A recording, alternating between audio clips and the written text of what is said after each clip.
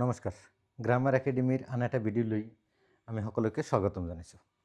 আজি আমাৰ বিষয়বস্তুটো হ'ব আৰ্টিকল। আৰ্টিকলটো আপোনালোকে গমেই পায়, আৰ্টিকল নিত্য প্ৰয়োজনীয় এটা চেপ্টাৰ, সকলো ক্লাছৰে এটা নিত্য প্ৰয়োজনীয় চেপ্টাৰ। গতিকে আৰ্টিকলৰ এটা সবিশেষ ধাৰণা আৰু খুব স্পষ্ট ধাৰণা আমি আজিৰ ক্লাছত দিবলৈ ওলাইছোঁ। আৰ্টিকল মূলতঃ দুই প্ৰকাৰৰ, এটা হ'ল ডেফিনিট আৰ্টিকল, আনটো হ'ল ইনডেফিনিট আৰ্টিকল।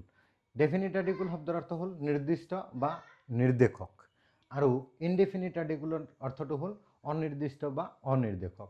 ডেফিনিট আৰ্টিকলৰ ভিতৰত আছে দি, আৰু ইনডেফিনিট আৰ্টিকলৰ ভিতৰত আছে এ বা এন। আৰ্টিকলৰ সংখ্যা হ'ল 3টা, কিন্তু ভাগ 2টা। এই কথাটো অকণমান মনত ৰাখিব। মেক্সিমামে এই কথাটো ভুল কৰে যে আৰ্টিকল 3 প্ৰকাৰৰ, এ এন আৰু দি, কিন্তু আচলতে প্ৰকাৰটো তেনেকুৱা নহয়। প্ৰকাৰটো হ'ল আৰ্টিকলৰ 2টা, এটা হ'ল ডেফিনিট, আনটো হ'ল ইনডেফিনিট, কিন্তু আৰ্টিকলৰ সংখ্যাটো হ'ল 3টা, কোৱান্টিটিটো হ'ল 3টা, এ এন আৰু দি।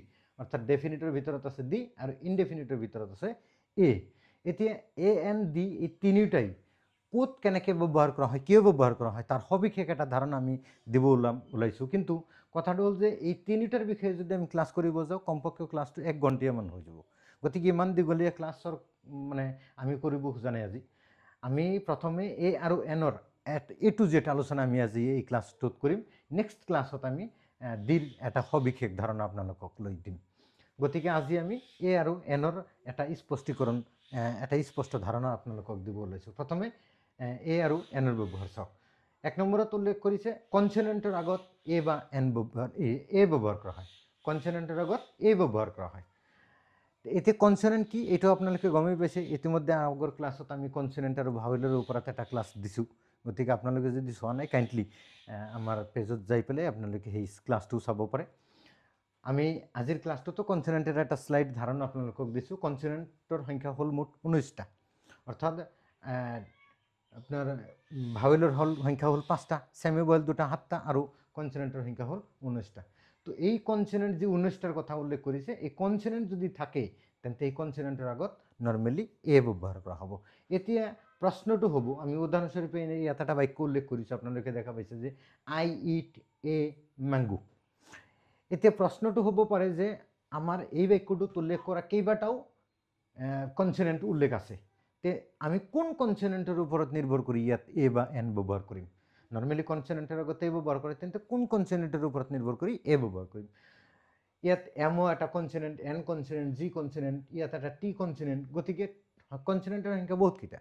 গতিকে এটা স্পষ্ট ধাৰণা আপোনালোকক দিম যে ইয়াত নৰ্মেলি চাওক, ইয়াত এটা আস্তানা আছে, অৰ্থাৎ এইটো ব্লেংক থাকিব। যদি পৰীক্ষাৰ প্ৰশ্নলৈ চায় তেন্তে ইয়াত এটা ব্লেংক থাকিব, খালী জেগা থাকিব।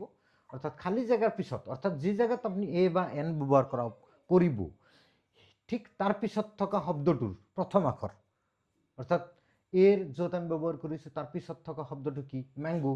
মেংগোৰ প্ৰথম আখৰটো কি? এম। গতিকে এমটো কি? কনচনেণ্ট। গতিকে কনচনেণ্টৰ আগত এ ব্যৱহাৰ কৰা হয়। সেইকাৰণে ইয়াত এম থকাৰ কাৰণে ইয়াত এ ব্যৱহাৰ কৰা হৈছে। আশা কৰিছোঁ কথাটো স্পষ্ট হৈছে। আমি 2 নম্বৰলৈ আগুৱাই যাওঁ। 2 নম্বৰত কৈছে উ যদি ৱাৰ ধৰে উচ্চাৰিত হয়, উ যদি ৱাৰ ধৰে উচ্চাৰিত হয়, নৰ্মেলি কনচনেণ্টৰ আগত এ আৰু ভাৱেলৰ আগত এন ব্যৱহাৰ কৰা হয়, কিন্তু উ যদি ৱাৰ ধৰে উচ্চাৰিত হয় তেনে ক্ষেত্ৰত এনৰ পৰিৱৰ্তে এ ব্যৱহাৰ কৰা হ'ব। ইয়াত উদাহৰণ এটা দিয়া হৈছে যে আই হেভ এ 1 rupee নোট। মোৰ এটা 1 টকীয়া নোট আছে।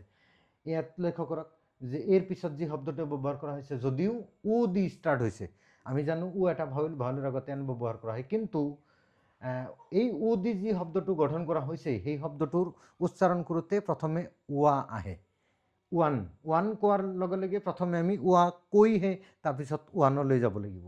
যাৰ কাৰণে যদি উ দি কোনো শব্দ গঠন কৰা হয় আৰু সেই শব্দৰ উচ্চাৰণ যদি ওৱাৰ দৰে হয়, তেনে ক্ষেত্ৰত এনৰ পৰিৱৰ্তে এ ব্যৱহাৰ কৰা হয়।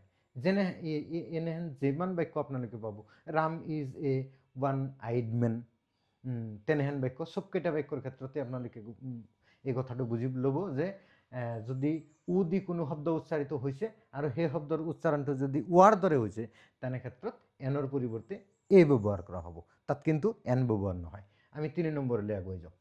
3 নম্বৰত কৈছে যে ইউৰ দৰে যদি উচ্চাৰিত হয়, যদি কোনো শব্দ ইউৰ দৰে উচ্চাৰিত হয়, তেনে ক্ষেত্ৰতো এনৰ পৰিৱৰ্তে এ ব্যৱহাৰ কৰা হ'ব। আমি প্ৰথমেও ক'লোঁ যে আমি নৰ্মেলি জানো যে কনচনেণ্টৰ আগত এ আৰু ভাৱেলৰ আগত এন ব্যৱহাৰ কৰা হয়, ইউ এটা ভাৱেল তেন্তে ইউৰ আগত এন ব্যৱহাৰ হ'ব লাগিছিল, কিন্তু ইউৰ দৰে যদি কোনো শব্দ উচ্চাৰিত হয় তেনে ক্ষেত্ৰত আপোনালোকে এনৰ পৰিৱৰ্তে এ ব্যৱহাৰ কৰিব। আমি কেইবাটাও উদাহৰণ ইয়াত আপোনালোকৰ সুবিধাৰ্থে লিখিছোঁ।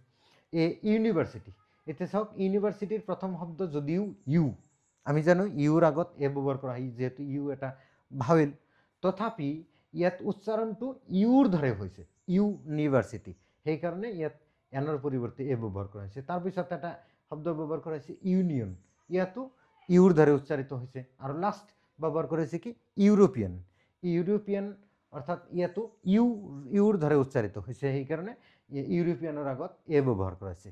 আপোনালোকে এই কথাটো নিশ্চয় গম পায় যে ইউৰোপিয়ান শব্দটোৰ অৰ্থ কি, ইউৰোপ দেশত বসবাস কৰা মানুহজনকেই ইউৰোপিয়ান বুলি কোৱা হয়। যেনেকৈ আমি ভাৰতবৰ্ষৰ মানুহ, আমি ইণ্ডিয়ান, আমি ইণ্ডিয়াৰ মানুহ কাৰণে ইণ্ডিয়ান, ইউৰোপ দেশত বসবাস কৰা মানুহবোৰকেই ইউৰোপিয়ান বুলি কয়।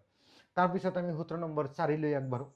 4 নম্বৰত কৈছে ভাৱেলৰ আগত এন ব্যৱহাৰ কৰা হয়। যি কথাটো ইমান সময়ত কেইবাবাৰ ক'লোঁ যে ভাৱেলৰ আগত এন ব্যৱহাৰ কৰা হয় সাধাৰণতে যিবোৰ বাক্য আমি পাওঁ।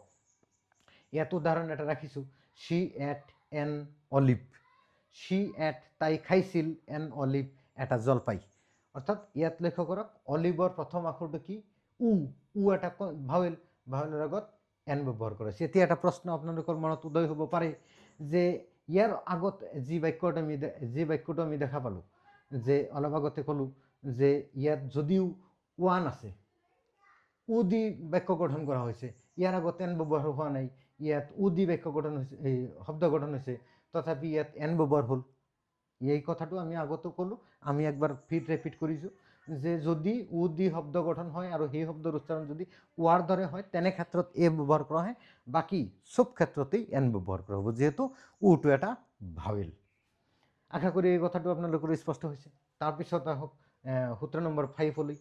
এইচৰ উচ্চাৰণ যদি আণ্ডাৰষ্টুড থাকে, মানে চাইলেণ্ট থাকে বা নীৰৱ থাকে, উজ্জ থাকে, বা এইচৰ উচ্চাৰণ যদি অৰ ধৰে হয়, কাৰ ধৰে অৰ ধৰে যদি হয়, তেনে ক্ষেত্ৰত নৰ্মেলি আমি এন ব্যৱহাৰ কৰোঁ। যেনে উদাহৰণ ইয়াত 3টা উদাহৰণ উল্লেখ কৰিছোঁ। অনেষ্ট, যেনে ৰাম ইজ এন অনেষ্ট বয়, ৰাম এজন ভদ্ৰ ল'ৰা, অৰ্থাৎ অনেষ্ট মানে সাধু বা ভদ্ৰ। ৰাম ইজ এন অনেষ্ট বয়, ইয়াত HONEST, অৰ্থাৎ ইয়াত এইচটো চাইলেণ্ট আছে বা অৰ দৰে উচ্চাৰিত হৈছে, সেইকাৰণে ইয়াত উচ্চাৰণটো হৈছে অনেষ্ট। তাৰপিছত অনাৰিয়াম, অনাৰিয়াম মানে বিনামূলীয়া বা সন্মানপূৰ্বক হিচাপত কাম কৰা। আৰু লাষ্টত ব্যৱহাৰ কৰা হৈছে অনাৰেবল, মানে সন্মানপূৰ্বক বা সন্মানীয়। অৰ্থাৎ এই প্ৰত্যেকটো শব্দৰ প্ৰতি যদি আপোনালোকে ধ্যান দিয়ে, প্ৰত্যেকটো শব্দৰ প্ৰথমতে এইচ ব্যৱহাৰ কৰা হৈছে, কিন্তু প্ৰত্যেকটোতেই এইচটো চাইলেণ্ট আছে। নৰ্মেলি এইচ ইকুৱেল টু হ, ইয়াত হনেষ্ট বা হনাৰেবল বা হনাৰিয়াম তেনে উচ্চাৰণ হোৱা নাই, হৈছে কি অনেষ্ট, অনাৰিয়াম, অনাৰেবল এনেহেন উচ্চাৰণ হৈছে। তাৰমানে প্ৰত্যেকটোতেই এইচটো চাইলেণ্ট আছে বা এইচটোৱে অৰ ধৰে উচ্চাৰিত হৈছে। সেইকাৰণে এতিয়া এটা মনে মনে প্ৰশ্ন হ'ব পাৰে যে আমি যদি এটা শব্দ লিখোঁ HORSE, হৰ্চ, তেন্তে হৰ্চৰ আগত ইয়াত কি ব্যৱহাৰ হ'ব, এ ব্যৱহাৰ হ'ব নে এন ব্যৱহাৰ হ'ব?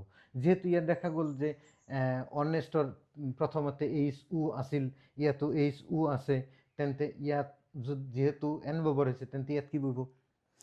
আপোনালোকৰ জ্ঞাতাৰ্থে কওঁ যে ইয়াত উচ্চাৰণটো হ হৈছে, এইচৰ উচ্চাৰণটো হ হৈছে। সেইকাৰণে হটো কি ব্যঞ্জন বৰ্ণ নে স্বৰবৰ্ণ? হটো ক'ত আহে? অ' আৰ ভিতৰত আহে নে কখৰ ভিতৰত আহে? হটো কখৰ ভিতৰত আহে। ক ফলাক আমি কি কওঁ? ব্যঞ্জন বৰ্ণ। ব্যঞ্জন বৰ্ণৰ ইংৰাজী শব্দটো কি? কনচনেণ্ট। আৰু কনচনেণ্টৰ আগত কি বহে? সূত্ৰ নম্বৰ 1 কৈছে কনচনেণ্টৰ আগত এ বহে। সেইকাৰণে ইয়াত হৰ্ষৰ আগত কি বহিব? এ বহিব। কথাটো স্পষ্ট হৈছে। এতিয়া আমি তাৰপিছৰ সূত্ৰলৈ আগুৱাই যাওঁ যে এব্ৰিভিয়েশ্যন, এই সূত্ৰটো অকণমান ডিফাৰেণ্ট। ওপৰত যিমানকেইটা সূত্ৰ আপোনালোকে গম পালে বা বুজি পালে, তলৰ সূত্ৰটো টোটেলি ডিফাৰেণ্ট। ইয়াৰ লগত ওপৰৰ সূত্ৰৰ লগত কোনো সম্পৰ্ক নাই।